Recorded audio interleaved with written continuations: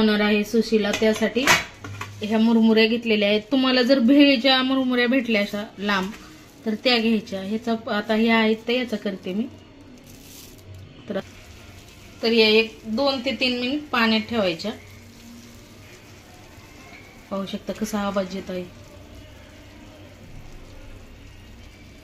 खूप हे एकदम असा हलक्या हाताने, जास्त जास्त नाही हे करायचं, नाहीतर लगदा होईल. हलक्या हाताने अशा पिळून घ्यायच्या.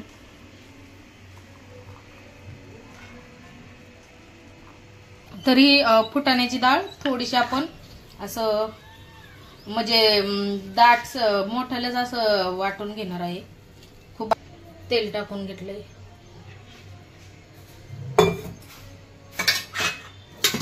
तर या मुरमुऱ्या भिजून घेतल्या तर पाण्यातून काढून तेलामध्ये शेंगदाणे टाकून घेते. शेंगदाणे छान तळून घ्यायचे आहे.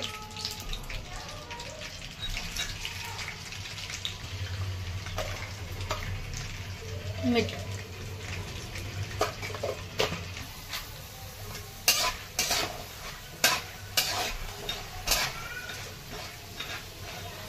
शेंगदाणे छान तळलेले आहेत. आता हे ताटामध्ये काढून घेते.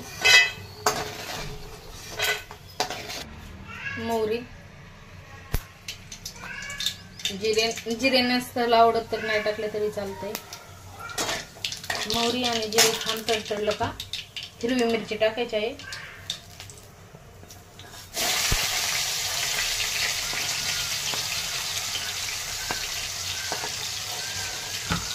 हळद. आता यामध्ये ना कांदा आणि कढीपत्ता टाकत आहे.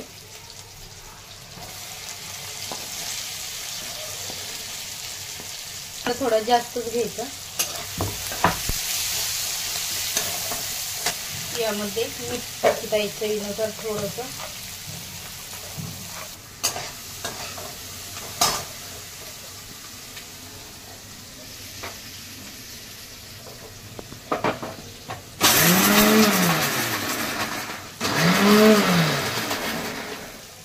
दाटसर जाडसर असं वाटून घेतलेलं आहे. छान परतलाय. खूप जास्त वेळ पण नाही परतत बसायचं. आणि टोमॅटो टाकलेला आहे.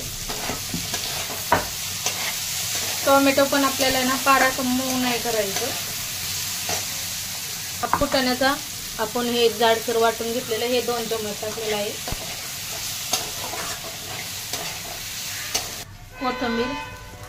कोथिंबीर टाकलेली आहे. आणि करायचं आहे. रेल्वे चाललेली आहे.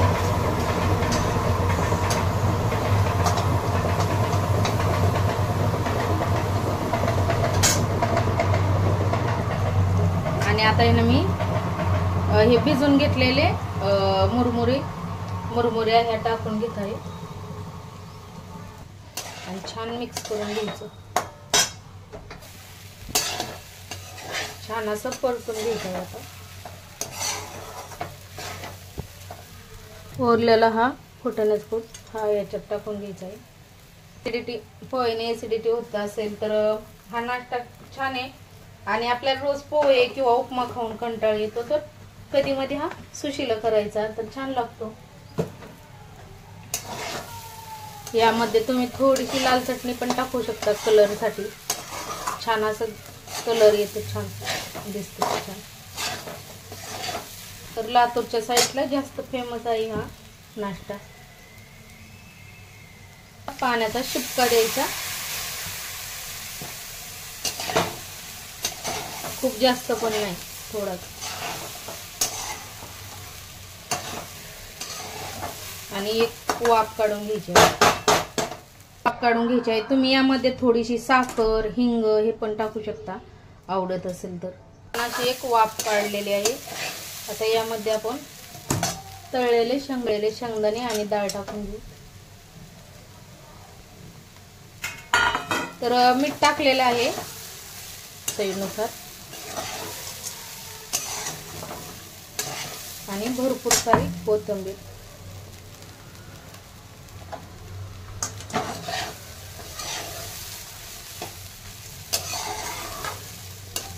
तर नाश्ता आपला हा खाण्यासाठी तयार आहे. या खायला गॅस आता मी बंद करून घेते.